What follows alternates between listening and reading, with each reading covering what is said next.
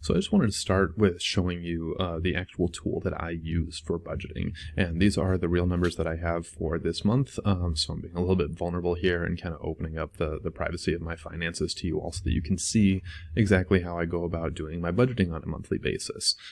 So for example, what I will do is, since I have, a shared finances with, well, I should say that because I have my girlfriend who I live with, and because we split up a number of the financial pieces that we both cooperate with, there are some things that she handles, some things that I handle. So the very first thing that I do whenever I'm trying to budget is I get a snapshot of all of my current accounts, and then I go through my bank statement looking for transactions that I have purchased that are for the both of us, and then she does the same thing so that we can compare and help to kind of balance between our two different bank accounts. So I'm actually going to start just kind of showing you. There's a tab that I have where I will go through, and again, I'll go through my bank account and I will look through all the transactions, all these amounts that I have spent for groceries or for the gas bill or for rent, and I'll list all of these here. And then she'll do the same thing. She'll go through her account and she'll list down everything that she purchases. So for example, she does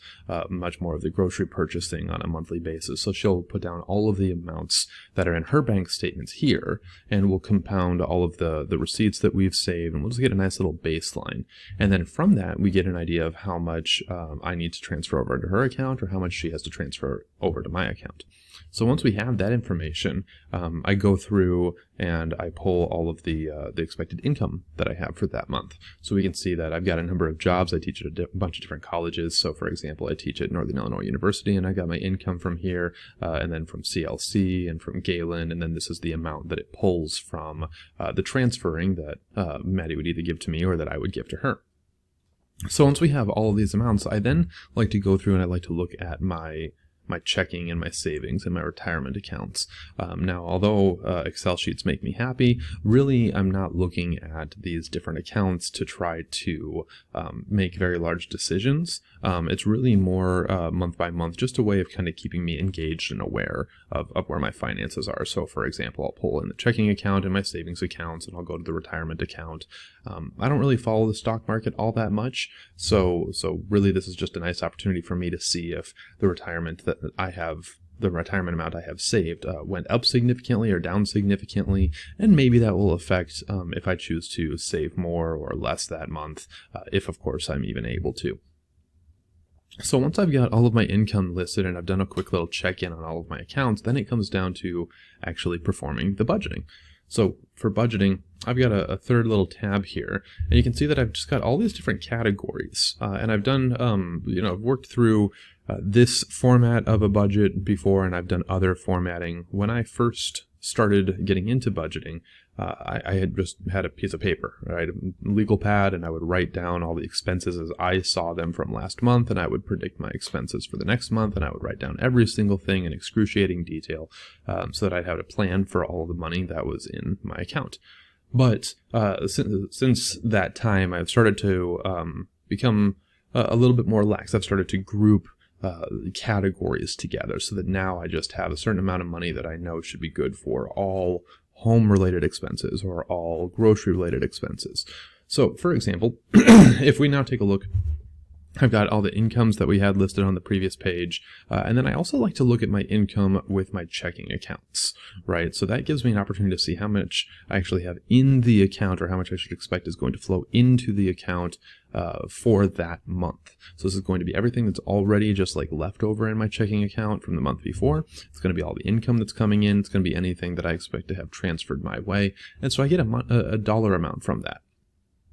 And I believe that when it comes to budgeting, it's really about giving every single dollar a purpose, identifying exactly where it's going to go, not just tracking the bills, but really also trying to plan and track for where I'm going to do my savings and where I'm going to do my investments, or what I'm going to, put off to the side for a house someday or anything else.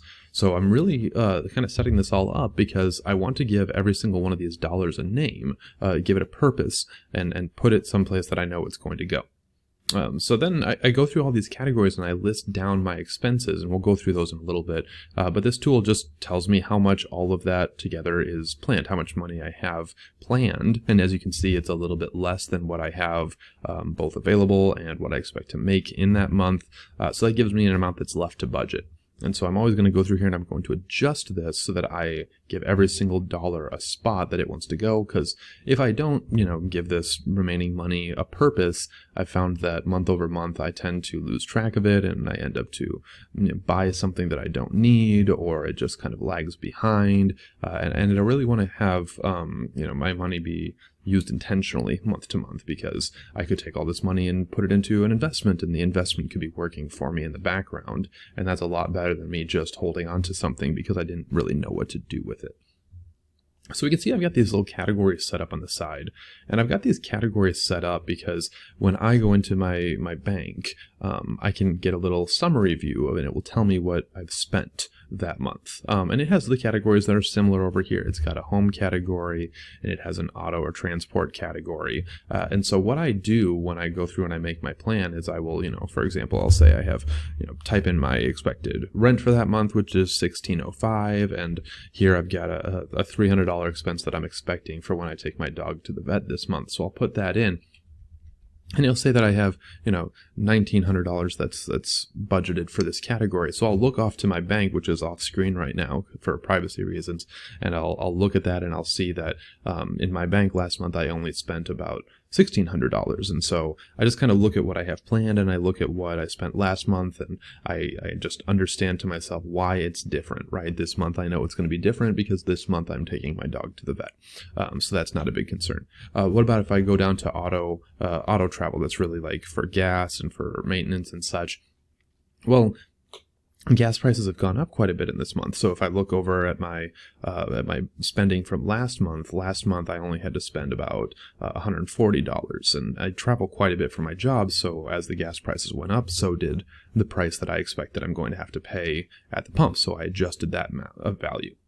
I'll also go through some of these categories like this license and taxes. These are those bills that come due every year, right? You lose track of, and then all of a sudden they hit you in the mail and you go, darn, I have to take care of that. So I will always adjust these ones, and I'll increase it by however much that bill is split up over every single month. So for example, this one comes out to about $9 a month. So we're on this month. I will adjust it by increasing it from 81 up to 90, and then some of that money stays in my checking account so that it has a purpose when that bill comes due.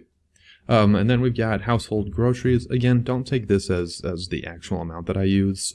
My finances shouldn't be a basis for anybody else's finances, but specifically in my household, my girlfriend is more available and desiring of doing the grocery shopping, so she budgets a lot of her checking account towards the grocery shopping, and I really just have an amount here that's in case I need to go and pick up some things at the store, in case she's unavailable or wants me to pick up something on the way home. So this is more like a buffer amount, right? But I still want to make sure that I've got dollars assigned to that in the case that I need.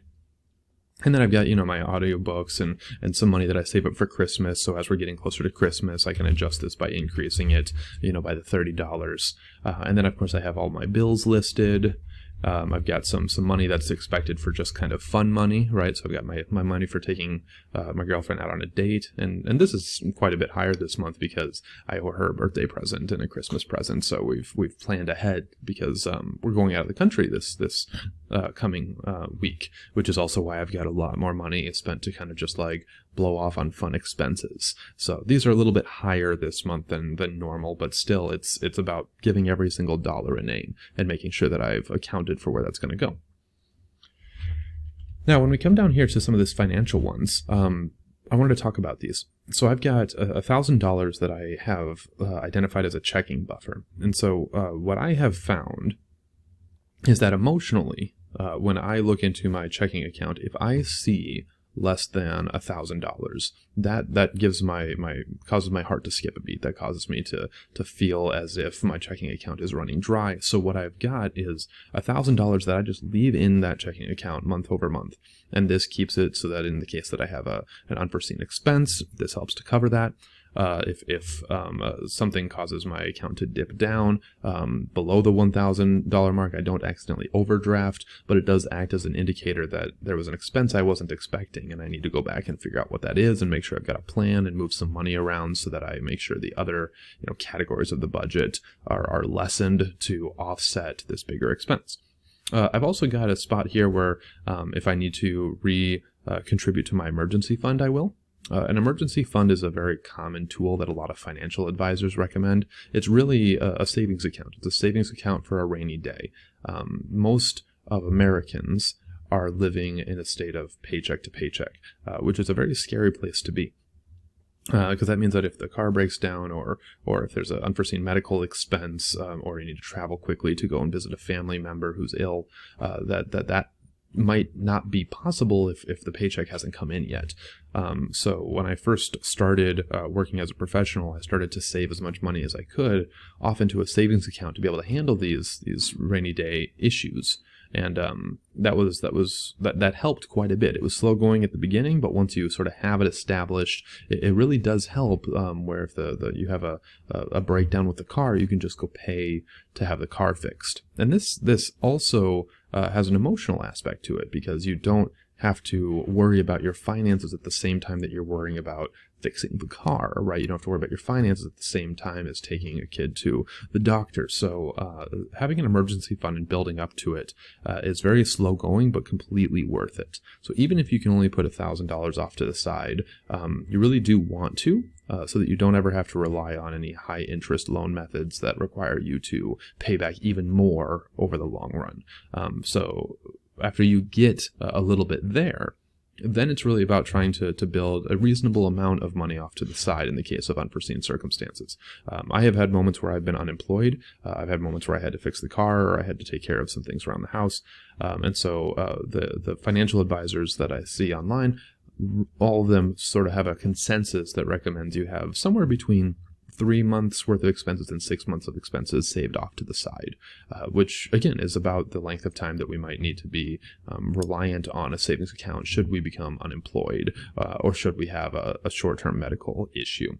So right now, thankfully, I have mine fully saved. You can see that it was back on the income and budgets table, that I've got my emergency fund saved at about where I would need it to be for 3 to 6 months of expenses. And I've got mine kind of on the higher end because I really do want to make sure that if I ever do have an emergency, that really I feel like from an emotional side, I can just dedicate all of my attention to the emergency itself, not to the finances that are going to be impacted by it. And then I also have a line where I'm saving for a house, right? And this is something where I do think that I want to contribute a lot of my attention, because I want to get out of rent, because rent, of course, is more expensive over the long run. And it also gives me an opportunity to save by hopefully paying off that mortgage down the line, and therefore not having to worry about housing so much. I've also got some areas where I do donations, and then I get into more personal care. And as I start to see that there are these categories that are very, very small categories, like the personal care and the fitness, maybe I'll take those and I'll lump them in with some other categories. But really, I like to leave them separate so that I can see them against that bank statement and really make sure that I'm not accidentally growing a part of my budget that I wasn't intending on. But then we go up to the top and we can see that, again, I've got about $1,700 that's left to be budgeted, and it says that that's unbalanced, and I really want to make sure I give all those dollars a name, so I'll take that money and I'll put it towards the thing I'm currently saving for, which is a house. So I'll put $1,757.44 off into that category, and you can see that now I've given every single dollar a name. It says that I've got a nice balanced budget, and all of the money that's coming into my account has a purpose going out with a buffer and a plan for the future. So I hope this was informative. I hope you got some enjoyment out of this and use similar techniques for the future. I have found it very beneficial. I have found it is the #1 reason why I now do have an emergency fund that takes care of me in the case that I need to take care of an unforeseen situation. It's what gives me the confidence to begin pursuing bigger goals like owning a house or saving for retirement. And overall, it's just keeping me intentional and aware of my money.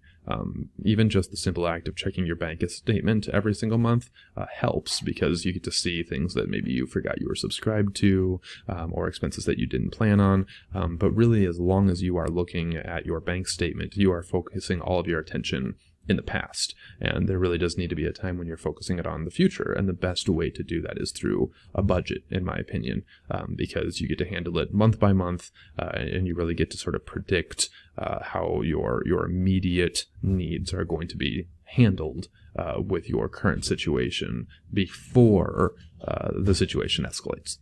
So again, if you have any questions, feel free to reach out to me. I hope this helped, and I'll see you in the next one.